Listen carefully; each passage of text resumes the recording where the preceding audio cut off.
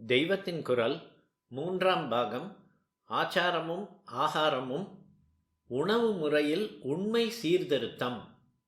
10, 20 சாமான் வைத்து கொண்டால்தான் சமையல் என்று நம் சீமையில் ஆகியிருப்பதை மாற்ற வேண்டும். இதுதான் சீர்திருத்தம்.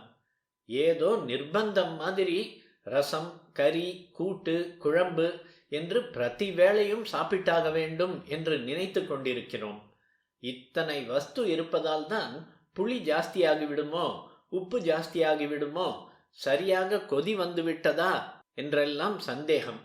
வறுக்கிறதை எப்போது நிறுத்த வேண்டும், மாவு எப்போது கரைத்து விடணும், எவ்வளவு கரைத்து விடணும் என்றெல்லாம் யோஜனை.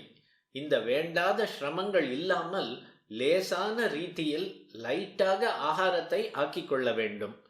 பூரியை தட்டி போட்டு பாலை விட்டு கொண்டு சாப்பிடுவதானால் அதை 10 நாட்களுக்கு கூட கெடாமல் வைத்து கொண்டு வயிற்றுப்பாட்டை தீர்த்து கொள்ளலாம். வயிறு நன்றாக ரொம்பும், வியாதி வராது, ஷரீரத்துக்கே சௌகரியம். நாள் கணக்கில் பிரயாணம் பண்ணும்போது கூட கண்ட இடத்தில் கண்டதை தின்னாமல் இந்த மாதிரி பற்றுப்படாத பூரி, சத்துமா இதுகளை கொண்டே காலம் தள்ளிவிடலாம். அரிசியை களைந்து உலர்த்தி சிவக்க வறுத்தெடுத்து அரைத்து வைத்துக் கொள்வதே சத்துமா. சத்து என்பதே அதன் சரியான பெயர். ஆனால் உடம்புக்கு நல்ல சத்து தருவதாலும் சத்துவ குணம் ஊட்டுவதாலும் அந்த பேரை சத்துமா என்று ஆக்கியிருப்பதிலும் அர்த்தம் இருக்கிறது. அதிலே மோரை விட்டோ பாலை விட்டோ சாப்பிடலாம். கொஞ்சம் சாப்பிட்டால் கூட புஷ் என்று ஊறிக்கொண்டு பசி அடங்கி புஷ்டியாய் இருக்கும். குக்கர் கிக்கர் கூட வேண்டாம்.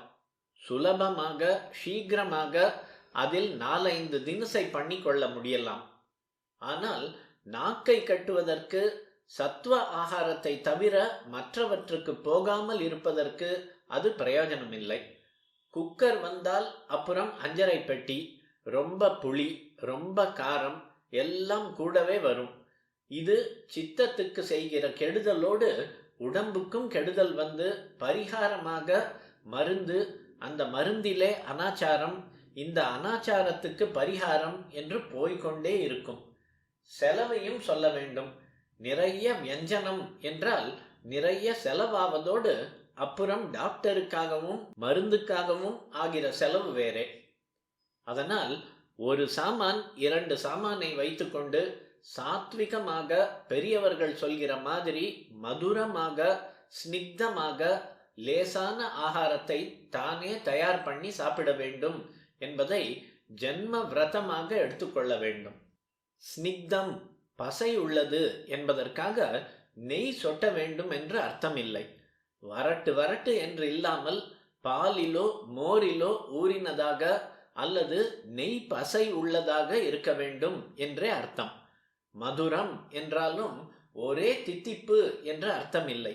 அரிசி, கோதுமை முதலான எந்த பதார்த்தமானாலும் அதற்கென்றே ஒரு தித்திப்பு உண்டு.